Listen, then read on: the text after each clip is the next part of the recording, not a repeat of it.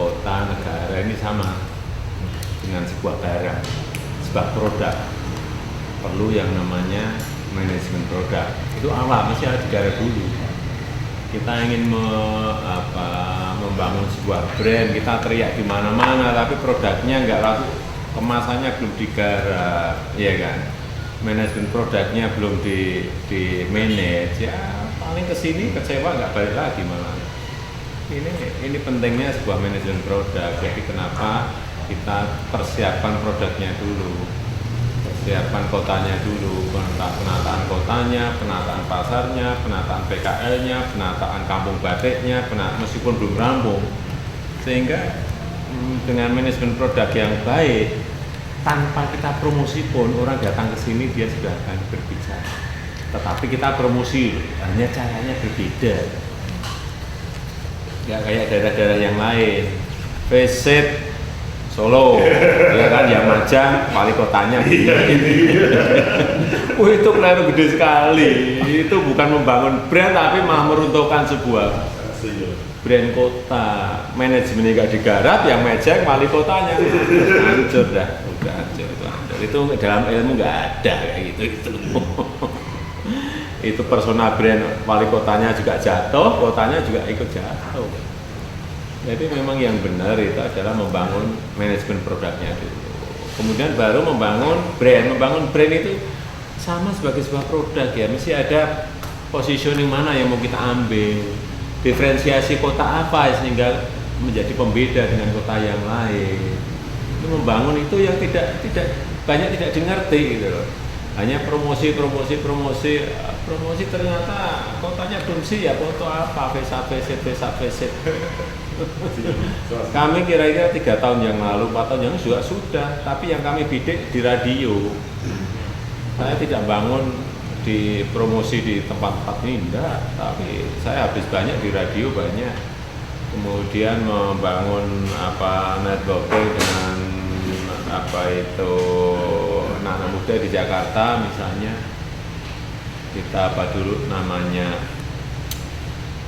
ada spokesperson ya, kita ajak 80 anak-anak muda dulu kita pilih, bawa ke Solo, makan 8 kali sehari, kemudian kasih komentar mengenai Solo itu apa, kemudian munculkan di Twitter, dibuat blog, di Facebook, dan ini saya kira menyebarnya lebih cepat karena dengan sebuah sebuah antusiasme dari spokesperson kita itu yang bukan orang Solo. Jadi mereka beritahu mengenai Solo, ceritalah mengenai Solo. Nah, diajak sini gratis, hotel, makan 8 kali. Ini saya kira membangun brand tidak segampang. Kita juga membangun jaringan dengan Garuda yang orang-orang nggak ngerti bagaimana kita kayak dari event kita muncul mungkin di hotel, di travel agent ya.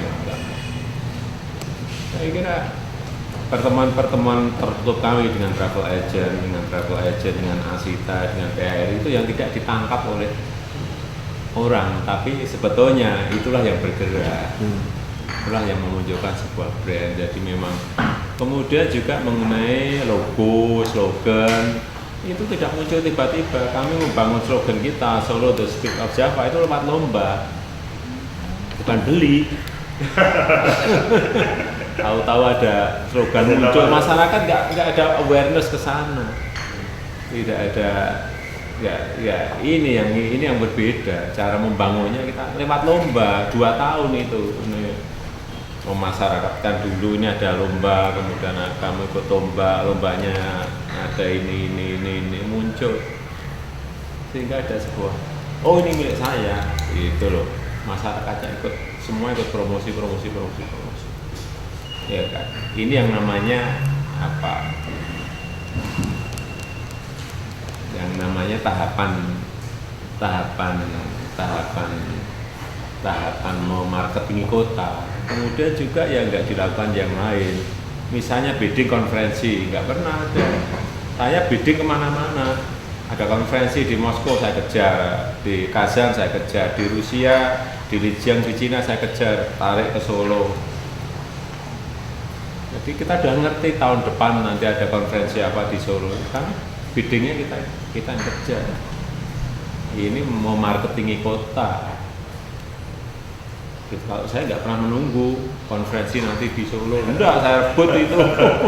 Dulu waktu konferensi Heritage Dunia di Solo 3 tahun yang lalu, saya kerja di Turki kalah, saya kerja di Lijiang Cina kalah, saya ke Kazan menang. Nah, ini kan proses itu. Ada konferensi apa yang kita dulu Amjud ya, Asia Pacific Ministerial Conference on Housing and Urban Development. Saya kerja di Kenya, di United Nation on Nairobi, presentasi di sana. Mesti tarung dengan 5 negara, 3 negara. Apa yang bisa dianukan dari Solo, kok konferensi harus di Solo? Dulu kita menang pertama konferensi Heritage Dunia itu karena apa? Kita 3 kali kalah terus. Karena kita memang gridnya di bawah yang negara yang lain. Eropa kan kita kalah sama Eropa, sama mungkin kayak India, kayak China, kayak Korea kalah kita. Terakhir saya ngomong, udah lah pokoknya konferensi di Solo tak gratisin hotelnya, tak gratisin makannya, tak gratisin transportasi lokal. Yang lain nggak ada yang berani. Akhirnya menang. Menarik strategi. Ya, itu strategi. Terakhir saya bidding di mana, di Manila kemarin dapat Culture Promotion Conference se-Asia Pasifik tahun depan. Membangun brand itu membangun brand. Oh, Solo kota mais, kota untuk meeting, insentif traveling, konferensi untuk exhibition. Ini yang tidak dilakukan, kurang baik.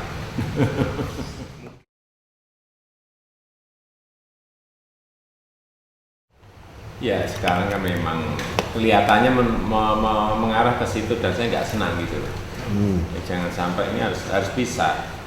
Karena persona brand yang saya bangun personal brand sendiri juga. Sangat kuat. Nah, kotanya juga saya bangun. Sehingga ini harusnya berbeda-beda. Tapi saya kira nanti sistem itu yang akan berjalan. Artinya ada atau tidak Jokowi, sistemnya ini yang berjalan. Itu yang saya bangun. Beberapa sekarang sudah saya berikan ke PRI Asita, ke Badan Promosi Pariwisata sudah. Silakan. Nanti akan. Tapi pertama memang saya harus bergerak sendiri, saya buka pintu sendiri, saya harus ngomong sendiri, saya harus berbicara sendiri. Itu perlu. Mengawali mesti. Karena membuka pintu tidak gampang. Itu butuh trust, butuh percaya.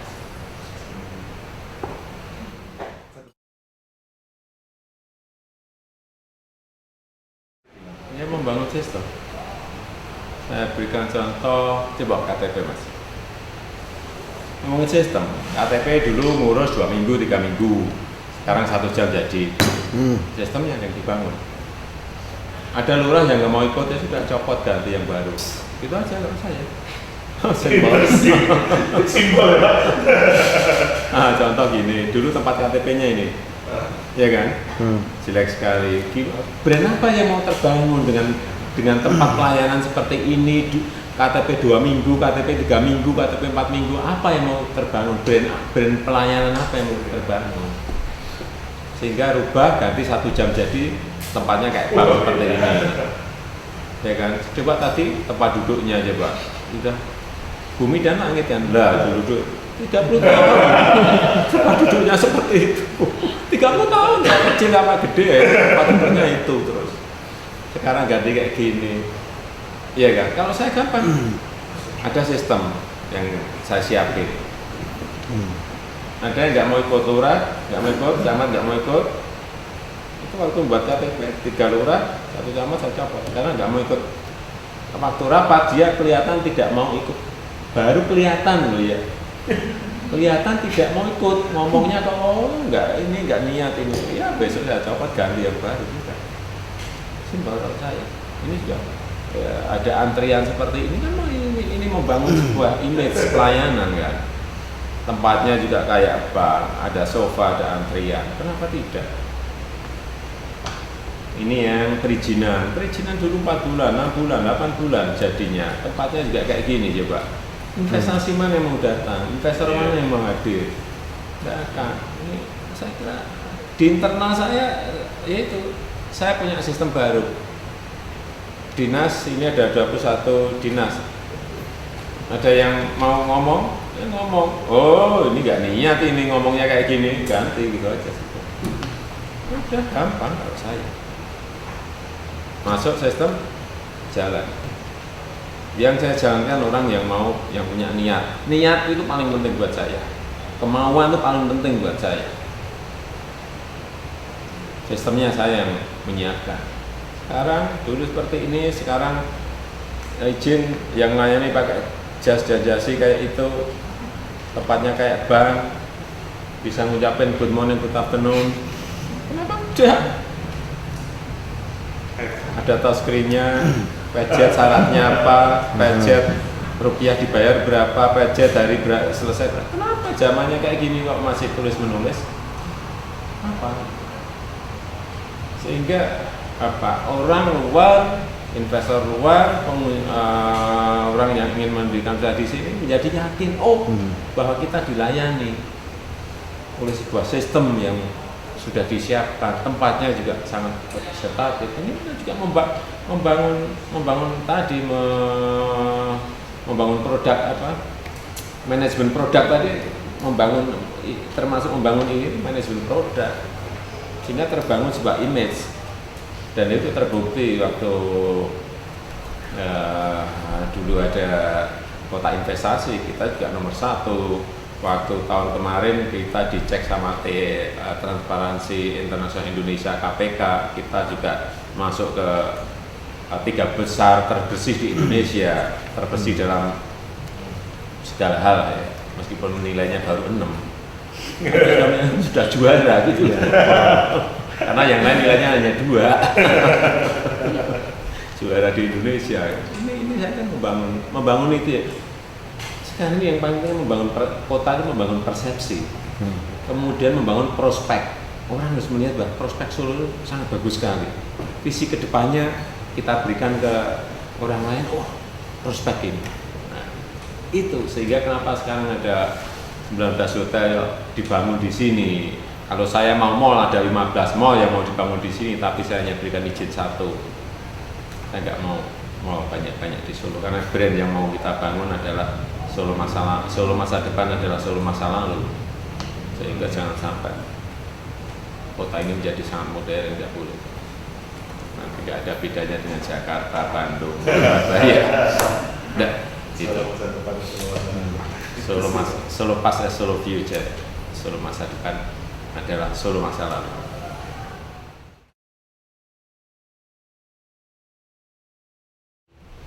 Iya, sama, saya kira semua wali kota semua sama, sebuah kesejahteraan untuk rakyatnya. Goalnya mesti ke situ semuanya, entah lewat pendidikan, lewat kesehatan yang baik, lewat semuanya. Tapi saya nggak begitu pinter-pinter amat sih buat visi-visi. saya nggak pinternya. Jika ditanya juga lupa. Karena saya tipikal orang pekerja. Dia ada tulisan, oh ini yang harus saya kerjakan. Tapi tulisannya apa saya nggak tahu. Yang kita lihat Pak ya, perubahan-perubahan ini kan jelas itu alokasi dana yang benar. Kalau kita lihat kota-kota lain yang mungkin juga dana ada, cuman perubahan tidak ada. Visi mungkin ada, kan semua kan ada budgetnya tuh Pak ya. Kemudian kita nggak tahu bagaimana mereka mengurusnya, itu urusan mereka, itu mungkin masalah mereka. Tapi sekarang tantangannya kalau Solo maju sendiri, sedangkan bangsa Indonesia itu mempunyai identitas satu, gitu ya. Kayak mana tantangan Bapak nanti ke depannya, apakah Bapak ingin membantu kota-kota lain? Karena kalau kita hanya menjual Solo, itu kita belum menjual Indonesia. Ya, sedangkan orang luar yang melihat Indonesia itu Indonesia sepenuhnya, mereka tidak hanya membidik Solo. Gitu. Walaupun nanti Solo sukses, itu apa bukan masih ada ketidakseimbangan gitu Pak? Ya kalau itu urusannya presiden sama menteri lah. Saya wali kota yang di Solo. Kalau misalkan rakyat meminta Pak, Bapak untuk memimpin Indonesia. Mestinya yang namanya country branding itu juga ada. Yang Indonesia itu bukan main punya kekayaan culture-nya, tapi tidak pernah membangun country brandingnya nggak dibangun. country brand-nya yang tidak pernah dibangun. Apa Indonesia?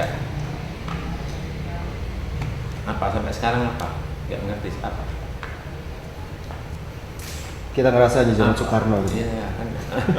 Bener, sehingga kebanggaan masyarakat, kebanggaan warga terhadap negaranya harus ada kan. Coba kita lihat sekarang di CNN, di TV-TV, ya kita stay di Eropa, dimanapun lah, di Eropa, di Middle East, di manapun, Malaysia itu selalu muncul ada. Gastroli Asia, sebetulnya yang benar tuh Indonesia, gastroli Asia ya Indonesia sebetulnya. Itu karena nggak dibangun. Padahal pakar-pakar brandingnya banyak sekali, Mas Dani Sorja, Mas Dermawan, jago-jago semua. Nah, bukan ini mendorong Bapak nih dengan membuat lebih untuk Indonesia. Apanya? Kalau memang Itu melihat tugasnya presiden sama menteri. Tapi kalau Pak misalkan rakyat meminta, Apanya? kalau rakyat mendorong meminta pemimpin, karena kita kan krisis global, krisis kepemimpinan itu sudah global Pak. Kalau kita lihat satu kayak gini aja sangat langka kan. Ini semua ini mas-mas mbak-mbak sini pengen menyebarkan, membuktikan bahwa memang masih ada pemimpin yang merakyat, yang bisa merubah kota satu malam. Gitu Pak ya. Nah kalau misalkan rakyat meminta nih, Bapak bisa nggak memimpin Indonesia, merubah image Indonesia, sanggup nggak Bapak, mau tidak Bapak? Sebetulnya kalau saya yang namanya apa problem kota, problem provinsi, problem negara itu mirip-mirip. Manajemen itu juga sama. Manajemen itu apa sih? Manajemen ya itu. Benar. Ya hanya 4 itu. Ya sama saja. Sama saja.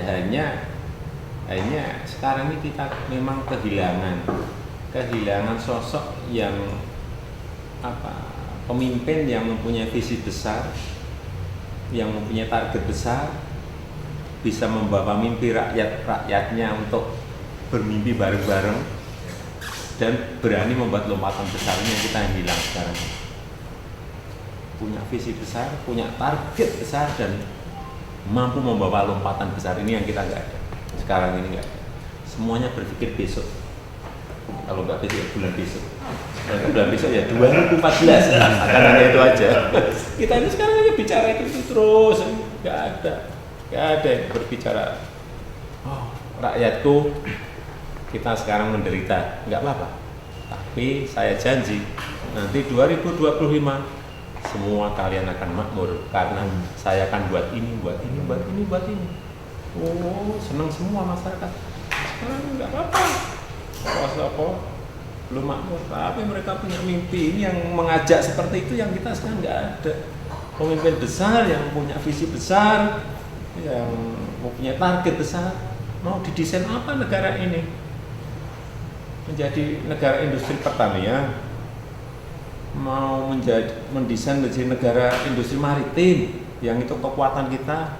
Atau menjadi sebuah negara industri pariwisata yang paling gede di dunia, kita juga punya kekuatan, tapi mana desainnya, strategi produksinya seperti apa? Kita ini sekarang kan konsumtif semuanya, tidak mengajak yang muda-muda untuk masuk ke usaha-usaha produktif, ke sektor usaha produktif. Nggak ada desain itu. Kita kehilangan itu semua. Ada yang namanya orang berjalan sih ada guidance-nya, ada arahnya. Mesti harus ada. Tidak hanya membangun brand, mendesain sebuah negaranya akan menjadi apa itu kan. Saya masuk Pak ya. Tapi itu sekali lagi itu urusannya presiden sama menteri. urusan di Belum, Pak. saja. Mungkin belum.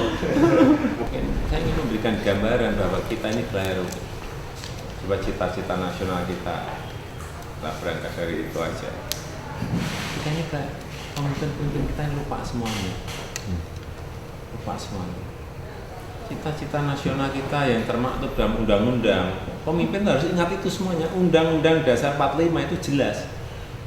Negara itu melindungi rakyatnya, negara itu memajukan kesejahteraan umum yang kedua. Yang ketiga, negara itu mencerdaskan kehidupan bangsa. Di situ ada tiga poin. Melindungi rakyatnya, coba dilihat sekarang yang digambar itu. Tiap hari kita lihat di TV. Pasar digusur semena-mena seperti itu, kemudian PKE pukuli seperti ini sama Satpol PP ini melindungi ndak? Itu kalau pemimpin yang sudah disumpah ngerti seperti ini keliru gede sekali. Satpol itu dibentuk melindungi rakyatnya, bukan memukuli rakyatnya.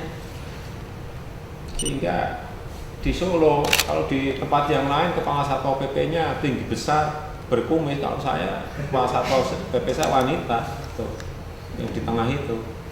Karena saya ingin memberikan inspirasi bahwa Satpol itu tidak seperti itu.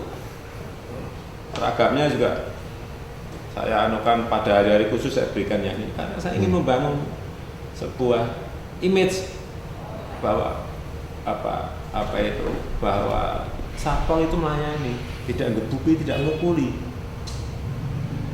Dan sebetulnya masyarakat ini kalau diajak berbicara, diwongke, dimanusiakan itu mereka juga ngerti kok. Namanya itu ada ilmunya, namanya intervensi sosial. Pemimpin yang benar itu, pemimpin yang benar, ingat ya, pemimpin yang benar ini yang benar. Kalau pas ada rintangan, kalau pas ada persoalan, kalau pas ada problem, kalau pas ada masalah, dia ada di depan. Ya kan? Kalau pas ada kesejahteraan, dia ada paling belakang. Sekarang ini terbalik-balik, kalau mobilnya baru ngacung semuanya ke pemimpin. Gajinya naik, ngacung semuanya. Begitu ada persoalan, bukan saya, itu bukan saya. Siapa coba yang datang ke Papua kemarin ada persoalan? Tidak ada. Pemimpin kita mana? Ditunggu sebenarnya, ditunggu di sana saja, datangin aja. Jadi kalau Bapak Ibu semuanya lihat saya nggak pernah di kantor, nggak pernah di kantor, saya kan di kantor. Tengah jam tanda tangan saya pergi. Karena persoalannya dia ada di kantor, gitu. Persoalannya ada di lapangan. Sebenarnya ambisi Bapak ini secara kolektif ya, sudah berapa lama? Kan Bapak dalam misi 2 tahapan kurang lebih 8 tahun nanti ya setelah selesai 10 tahun. Nah itu tapi kan untuk merubah 6,5 tahun. Udah merubah Solo secepat itu kan berarti Bapak udah ada di benaknya dulu sebelum masuk. Iya dong. Itu dari kapan itu sudah ada unek-unek pengen merubah Solo itu dari kapan Pak? Ya waktu ikut pilkada itu mesti sudah punya blueprint. tapi sebelumnya Pak, waktu zaman kecil atau pengen lihat nggak ada. Oh saya nggak ingin jadi wali kota. Oh gitu Pak, malah baru ya. Saya kan hanya tukang kayu. Kecelakaan ya. Kecelakaan Oke, saya kan Mas. jadi wali kota ini. Nggak ada. Emang waktu itu ya mesti kita punya blueprint. Saya pengen Jelas. kota kita seperti ini. 30 tahun yang akan datang manajemen transportasi akan kita atur seperti ini. Kemudian penataan tata ruang, penataan kota akan dibuat seperti itu. Mesti ada semuanya. Benar. Konsep itu ada semuanya. Hanya ada orang yang melakukan dengan speed yang tinggi dan hanya ya banyak yang seperti itu. Kayak kita di sini kita kerja dengan speed yang sangat tinggi. Itu aja.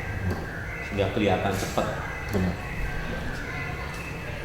Dan yang paling penting dibantu masyarakat semuanya ikut. Saya ingat ini nggak ada kota yang lain berani mengumpulkan tokoh masyarakat sebanyak ini 3.500 tokoh dalam sebuah rembuk kota seperti ini. Ini namanya rembuk kota. Kita berbicara dengan masyarakat terbuka. Mereka mau marah-marah boleh, kritik boleh, mau masukan boleh. Ini tahun pertama Pak. Tahun pertama isinya hanya orang marah-marah. Ini rembuk kecamatan, ini rembuk warga namanya. Ini di tingkat kecamatan itu ini 800 orang kira-kira. Sampai sekarang kita lakukan terus. Dulu tiap tahun yang ada hanya kayak gini, ini orang marah-marah itu. Apa itu apa ya? Tahun pertama. Tahun kedua karena sudah KTP sudah cepat, izin sudah cepat. Tahun kedua mungkin sudah hilang 70% Pak yang marah, tinggal 30%. Tahun ketiga nggak ada orang marah. Yang ada hanya orang menyampaikan ide, menyampaikan gagasan, menyampaikan input, memberi masukan. Nggak ada satupun yang marah. Pak, sana sebaiknya diganti ini. Pak, sana sebaiknya boleh sini masukan, boleh masukan. Nah ini Pak kayaknya kan tadi awal-awal kita membicarakan masalah mengawinkan Solo lama dengan Solo baru. Ya. Nah, kebetulan saya kemarin ke Bekonang itu ke pengusaha gamelan. Apa Bapak ada angan-angan juga untuk menggerakkan para pemuda untuk kembali lagi ke masa lalunya. Dalam artian mereka sekarang kewalahan untuk mencari pengrajin. Itu bukan sesuatu yang bahkan para pembuat gamelan ini pun sudah mengasih tempat, mengasih guru, mengasih ini. Cuman yang mau main gamelan itu udah nggak ada. Ini kan mungkin suatu perubahan yang sangat. Kenapa? Nggak ada di Solo, nggak ada. Coba lihat wayang kita punya wayang orang tuh, wayang bocah ada, wayang remaja ada, wayang dewasa ada, yang dalang bocah juga ada, dalang remaja juga ada, dalang dewasa juga ada. Ketoprak kita yang belum punya bocahnya aja, dalang ketoprak remaja ada, ketoprak tua aja, tapi yang ketoprak bocah yang belum. Artinya ada. Batik mungkin ada semuanya. Keroncong coba lihat di SMP, semua SMP punya keroncong, semua SMA SMK punya keroncong. Saya nggak ada takut amat kehilangan anak muda yang senang ke sini. Masih ada di Solo loh ya, di Solo. Benar, di Solo. Sekali lagi di Solo.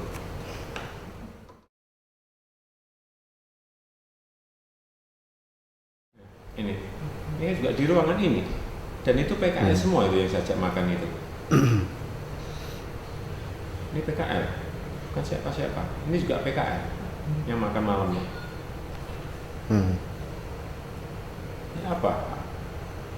Saya nggak, itu yang saya nggak pernah membedakan siapa datang siapa, itu aja.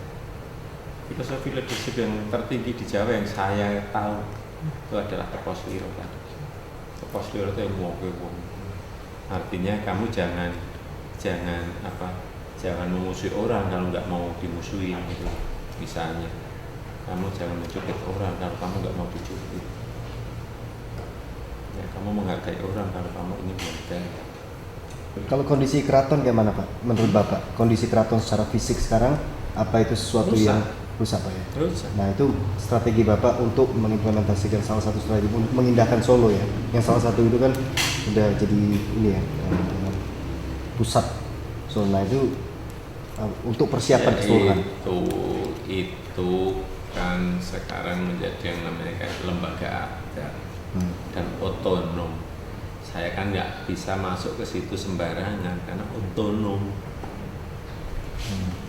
ya kan? Sulit, lebih sulit lagi karena di dalamnya tidak rukun. Kita nyiapin duit aja sampai sekarang, ya untuk ritual event itu aja ya 350 juta sampai sekarang nggak bisa kita berikan karena apa? Di dalamnya ribut. Sehingga saya berikan sini ya kleru, saya berikan sini ya kleru. Lebih baik nggak usah diberikan. Sulit, tidak segampang. Dulu waktu rame di keraton itu, saya pengen masuk. Saya tuh kalau ada persoalan tuh nggak bisa sih diem itu nggak bisa. Bapak mau apa? Ini urusan keluarga. Bapak nggak usah ikut. Ya udah, saya nggak ikut. Tapi ini saya mau masuk, saya udah nggak kuat saya. Kalau nanti ada yang mau menyampaikan, loh Bapak, ini urusan keluarga, Bapak nggak boleh masuk. Oh, nggak apa-apa, saya mau masuk gitu aja.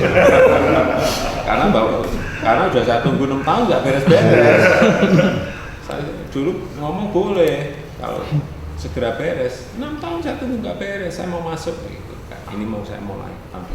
Saatnya intervensi Pak ya. Mau intervensi saya nggak kuat saya. Nah ini kan persoalan dan saya nggak masuk, saya nggak kuat. Ini kan kita sudah lihat bahwa infrastruktur yang Bapak desain itu sudah benar-benar terimplementasikan Pak ya. Nah berarti kesiapan Bapak sudah ini untuk memasarkan secara global untuk marketingin Solo itu keluar Indonesia bahkan. Itu sudah siap Pak ya.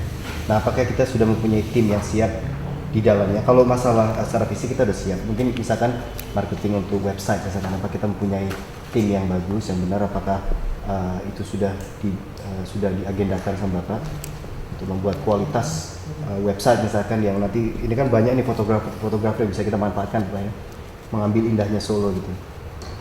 Banyak lah tuh masyarakat aja pada buat web sendiri. Mempromosikan Solo. Iya, banyak sekali, coba buka aja gitu. Banyak sekali yang bikin web mengenai judulnya udah pokoknya ada Solonya gitu, banyak sekali. Tak kuliner Solo lah, tak personal Solo, tak banyak sekali. Tapi kalau kita sendiri kan punya satu itu aja ya. Apa? Surakarta. .co.id. Ya. Ini terbuka sekali karena masyarakat itu idenya banyak sekali, gagasannya banyak sekali. Yang menginspirasi itu, kemudian juga problem yang menginspirasi itu problem. Contoh ini kartu kesehatan ini. Kartu kesehatan ini, ini kartu kesehatan yang ini. Ada apa? Ada gold dan silver ini. Ada kartu gold, kartu silver ini kayak kartu kredit ya itu ada. Gold dan silver ya. Kenapa muncul kartu kesehatan ini? Kartu pemeliharaan kesehatan yang dulu hanya kita anggarkan 1,4 sebelum saya. Sekarang kita harus menganggarkan 23 miliar untuk kartu ini, untuk kesehatan ya kan. Kenapa ini muncul? Karena dulu 6,5 tahun yang lalu saya tiap ke kantor itu ada 30 orang, 40 orang masyarakat yang nunggu saya.